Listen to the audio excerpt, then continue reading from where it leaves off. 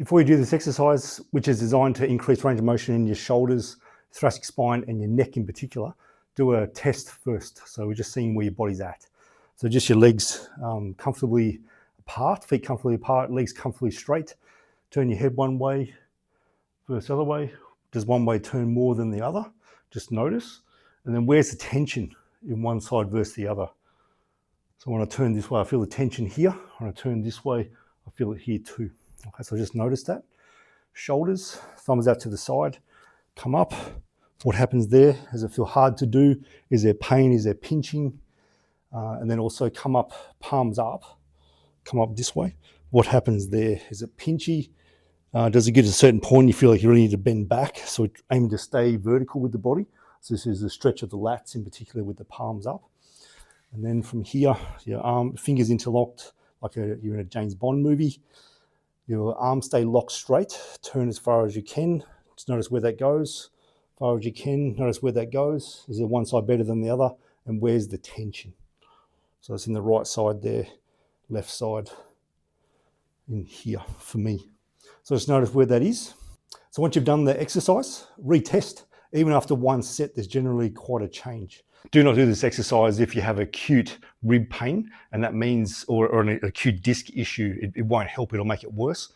So that means that if you do a breath in or out, and it causes pain in the back or in the ribs here, do not do this one, it'll make it worse. This is for when your body's not injured. So this exercise is a brilliant way of warming up your neck and shoulders, especially if you've had a shoulder and especially neck injury in the past. Way it opens up the range of motion and creates space in the shoulder and the neck is by changes of alternating pressure in the rib cage on one side versus the other. Okay, so one arm is pushing with the weight, other arm is pulling down. So the way we breathe with this is important, and there's two ways to do this as well in terms of movement.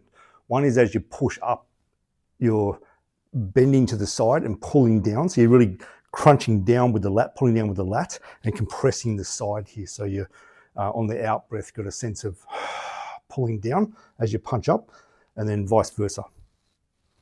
So we're doing this kind of motion here. Okay, so you're pulling that elbow down and there's a spinal side movement. Okay, so the body's doing this. Okay, there's that version. The second version is where the spine stays relatively straight. There will be a little bit of movement just how by the change of pressurization happens, but there will be a tiny bit of movement. But the idea is you're pulling this down hard as this one pushes up, but you're keeping your spine in the center. And then from there, we're using the breath itself to open and close the rib spaces, okay, especially the upper part of the lungs and the upper ribs. Okay. So with this exercise, minimum one set of 20 each arm. So one set, you've got the dumbbell in one hand, next set, you've got the dumbbell in the other hand. That warms things up very nicely. A second set can help even more, but generally just one set to help warm up is great. So this is about the infrasternal angle, which is if you follow your ribs up to a point, so it goes to the bottom of your sternum, which is the xiphoid process. If you pop your fingers along the line of the ribs here underneath, like that, it'll give you an angle. So you look at it as if we're aiming for about a 90-degree angle. That's pretty good, have a 90-degree angle here. So this angle just here. What a lot of people have is where it's a lot more open this side and it's more in on the left. So the angle kind of looks like that. That's very common. This is part of the left AIC pattern. So the right diaphragm is compressed in and the left ribs here are sitting up and out, which reflects pelvic floor that's also not descended. So we're not descended on the diaphragm on this side. We're not descended on the pelvic floor on this side either. So that the body's always in that pattern, so that can become a problem. Where this is really useful is for shoulder function, range of motion, movement, neck range of motion, movement, jaw, and pelvic position. Okay, that's why this area is so important here. It's to do with pressure control coming from the diaphragm. The degree of range of motion is in the shoulders because of that, and in the neck and the jaw, and even a right torsion that goes through the head too, and the pelvis that sits in this position. So the left hip is forward. Okay. So there's a couple of presentations, or a few different presentations that can happen. The 90 degrees is good, and don't often see that. Mine is only 90 degrees because I've trained this like crazy the last 5 years. So what mine used to be was the left ARC, which is drawn in on this side here, and it's open here. So it's got this angle that looks like that. A lot of people, especially if you're deeply into the PEC pattern, it'll be very, very open. So not 90, to be more out here. And what that person looks like is like this. The ribs, you can even see them flaring out here. So mine used to be like this, and they've got a flat back. So they look like they've been told to pull the shoulders back, so they can't get expansion of air in the back of the body, especially the right back of the shoulder here, and the whole left side really. So the body then, it has to breathe by making the body come forward when it breathes here. So the angle is actually quite open. Okay, so this tends to make it very, very limited internal rotation, limited neck turn, tight jaw, and that's in especially the neck is in the presence of having no injury in your neck. You just always have this tight neck, or hips that are very limited in the internal rotation in particular, this way. Very, very short hamstrings. It's like that's all you have. You're most likely in the PEC pattern, and most people, from what I see, about 80 to 90% of people are in the PEC pattern. Okay, so there's a double rib flare. A single rib flare looks like this one's pulled in and this one's open. So I'm just making that happen there. There's a lot of people in this pattern as well. So where these exercises are helpful, it teaches you how to get your rib flares out and down. So when there's a rib flare, so when I'm in here and out this way, these ribs aren't really properly connected into the pressurization in the pelvic floor. The obliques aren't doing a good enough job, especially the internal oblique, to connect to that and pull it in. And what it does, when you connect to the obliques, it creates a shroud around the rib cage. So think about the rib cage, the bones, and there's all this musculature around it. As the muscle contracts, it pulls the bones in a certain shape, and the diaphragm that's on the inside of all that is in, when I have this one in, it's sort of domed somewhat. When this one's out, it's more flat. It helps both the diaphragms, especially the left one, to dome more. And even to get a 1 centimeter more domage is massive for everything, for pressurization, for pain, removing pain, nerve issues, range of motion, just feeling less stressed in your body. So we're using the outer musculature, so pretty much all the muscles in this area here, to pull the ribs in and connect them to the pelvis properly. And then as we breathe, the next breath, it makes the diaphragm dome, okay? That's why this is important, what we're doing here. So try this with me. So first of all, just find out what's your diaphragm, what's this infrasternal angle doing?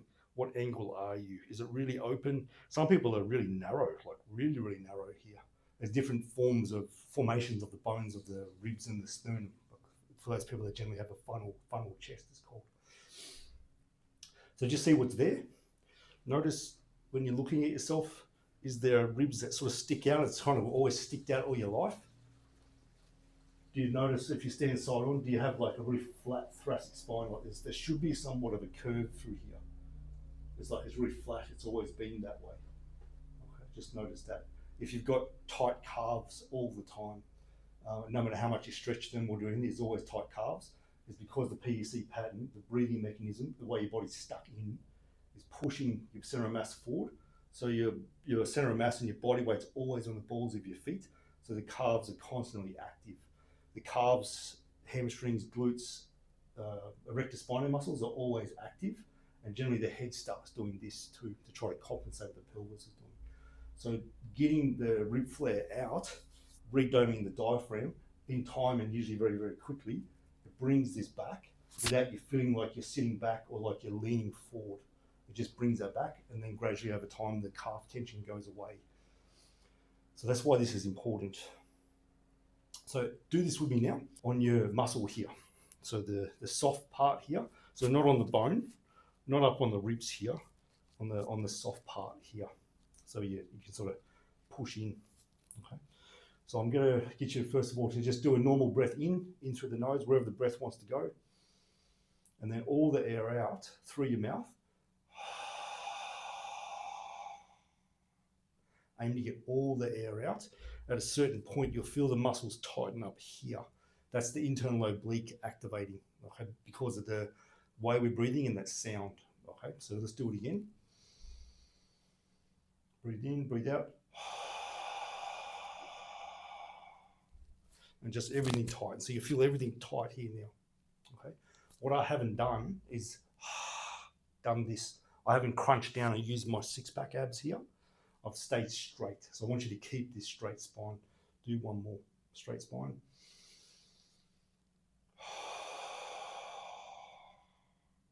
Now keep this tension here. Keep the tension exactly how it is. Don't let this expand out at all. Breathe in. So what's just happened is the diaphragm's redomed somewhat already, okay? As long as when you breathed in just then, your body didn't go do this. So we want to keep that tension in, like you're on the out breath. And I don't know if you can see it, but what happens is the breath inflates everything in the chest. So sideways, frontways, backways, the whole thorax expands out. So 360-degree direction. This is really good. It creates shoulder space. It even creates the angle between here and here. If you're in a PEC pattern, the angle is very, very acute. So like very, very narrow, like this, from the shoulder. As your body expands more, it opens up this way. So it's a bigger angle here, and this is really good for shoulders. Okay, so it creates space in the shoulder. So your range of motion will improve everywhere. Shoulder issues you have start to go away, impingements go away.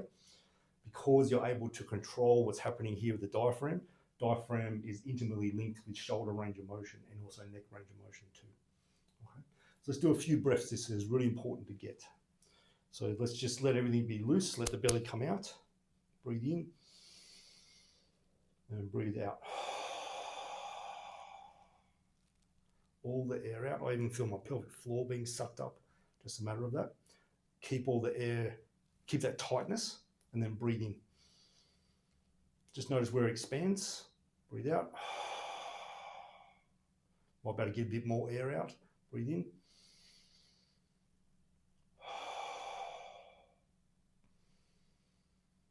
So when I'm breathing in, I'm not doing this. See this, even all my neck muscles wound up. It's actually still into the body. We're unsafe. There's a threat.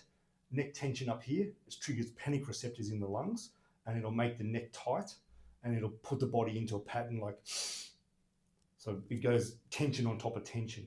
So we want it to be a soft, even silent inhale. I'm sort of doing it with sound so you can hear what I'm doing, but silent, soft. So audible exhale, soft inhale.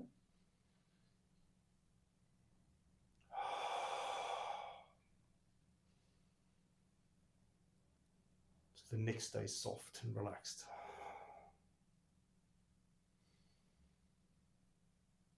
And let it go. This will feel very, very uncomfortable and unusual and feels wrong when you first start, especially if you're deeply in a PEC pattern. You'll feel like you can't breathe. You're just teaching the body for the first time how to breathe properly, how to access different parts of the lung space and expand different parts of the rib cage that don't normally expand. It's amazing how much asymmetry is in the rib cage. Some parts are always compressed, others are always too expanded. So we're teaching parts that are compressed to expand and parts that are always expanded to actually compress. Really important. So the body should be able to compress, expand, compress, expand. That's what the gait cycle should do. There should be some parts that compress or another part expands, that compresses while this expands. Different things happen. So it should be like a zigzag network through the body. This compress, this expand. When you go the other side, when you step through the other leg, it should do the opposite. Okay, that's ideal. Okay. So if you even look at me from the back here, I'll try to make it more obvious.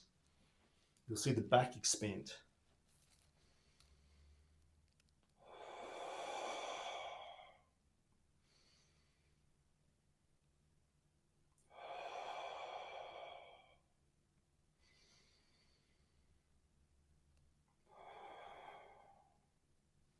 And I'm definitely not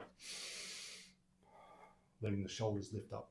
So this exercise can be done sitting in this position. So it's a good stretch for your tibialis muscles and the plantar flexors, as long as you can get into this position. And what already happens here is that my pelvis and my pelvic floor and the respiratory diaphragm, they're facing each other. That's the key thing. So the pelvis and the rib cage are able to interlink better here. Or you can sit on a bench just like a normal person with your spine vertical, okay? So you can do it either way. It'll be easy for me to set up with me sitting on my heels here. So I'm going to side bend here as I pull down. I'm going to side bend. I'm breathing out, and especially getting a lot of compression through this side, through the oblique, by getting all the air out. So I'm breathing in through the nose, out through the mouth. So I'm breathing in first, out through the mouth. Breathe in again. Breathe out. Breathe in. Breathe out.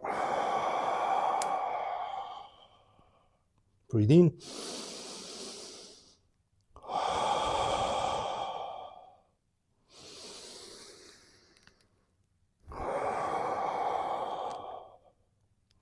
So as I breathe in here with this arm up, I'm breathing up into the top of the rib cage. So I'm letting it expand up through my shoulder here and my neck on the left.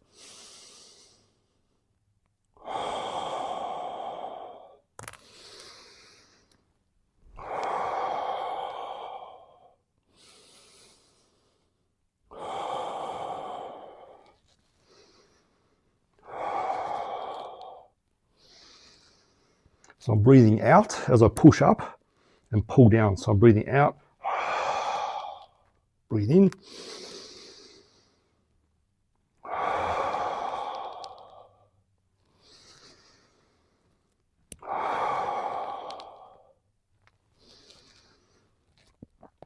so as I breathe out, I'm compressing the right side of my lung, chest wall, rib cage, and as I breathe in, the right side expands more at the top of the movement here. And there'll be just a natural compression through this side. So breathe out. And I breathe in. And I feel the expansion go up through here. And I'll just simply change side. So I'm breathing in, out.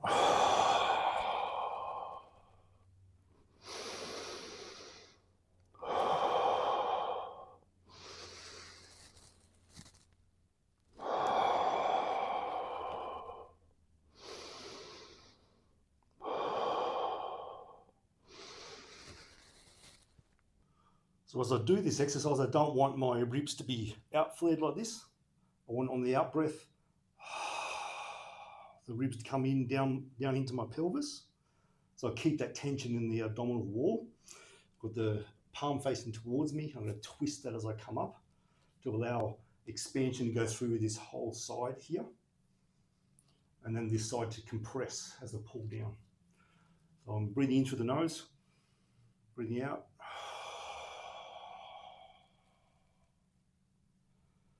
Breathing in.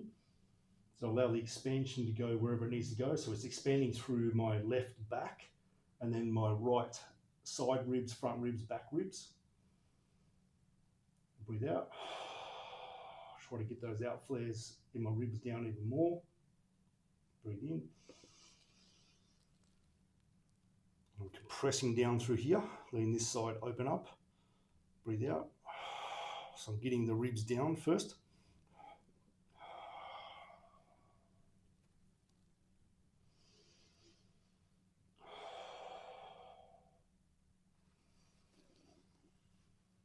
Okay, so what I'm not allowing at all is as I breathe in for the out flare to totally, so that's me having some control on the right lower ribs here. I don't want it to be where there's no control, where it's just hanging out here like this. So I want to be some little bit of control. So when I breathe in, it expands more 360 degree around my rib cage. So I'm breathing in, breathing out, getting the ribs to come down on an out breath as I pull down. Now as I breathe in, I allow that whole right side to expand right up into my shoulder. I pull any kind of out flare on the left side or the right side, I'm going to pull it in more on the out breath. And as I breathe in, I keep that out flare in and allow it to expand where it wants to. I'm pulling this down here, engaging the lat. I'm breathing in, expanding up through the right side now.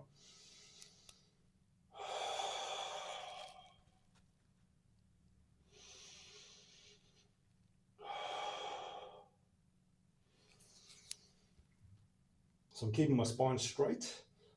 As I'm breathing out, I'm getting my ribs to come in. Then I pull down. Breathe in. Allow the expansion to go up through the left shoulder here.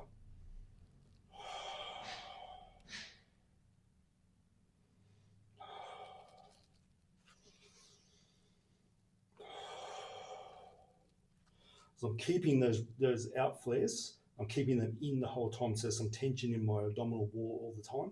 And as I breathe, it'll expand in the front, back, and sides of my rib cage on either side.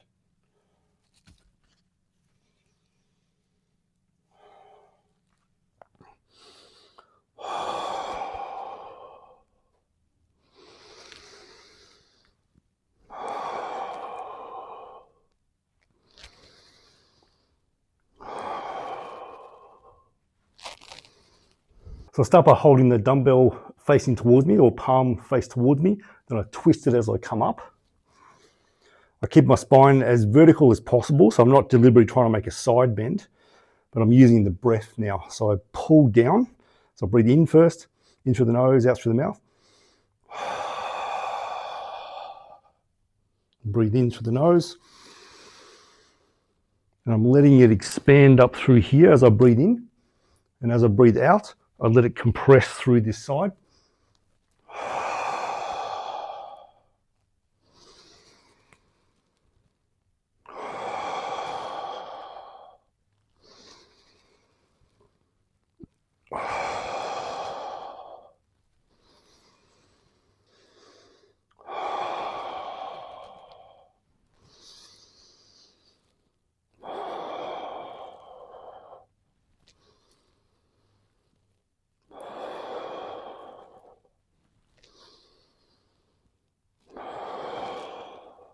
As I breathe out, I've got a little bit of out flare going, so tension occurring in the abdominal wall here at the front.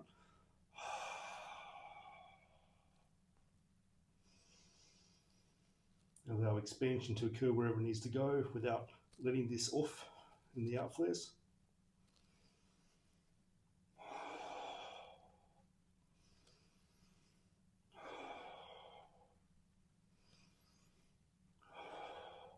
So once you've done the exercise, retest. Even after one set, there's generally quite a change. So we're seeing what happened. So that's got more rotation, a little bit of tension there still, but more rotation, a lot more rotation and no tension here now. That feels really smooth, palms up. That's way easier. I feel like my body's not going to bend back at all. And then when I do this one, way more turn. So we just created better stretch and opening of the rib cage through the breathing and the movement itself, which opened range of motion in shoulders, thoracic spine, and neck without doing any particular type of usual kind of stretching to do that.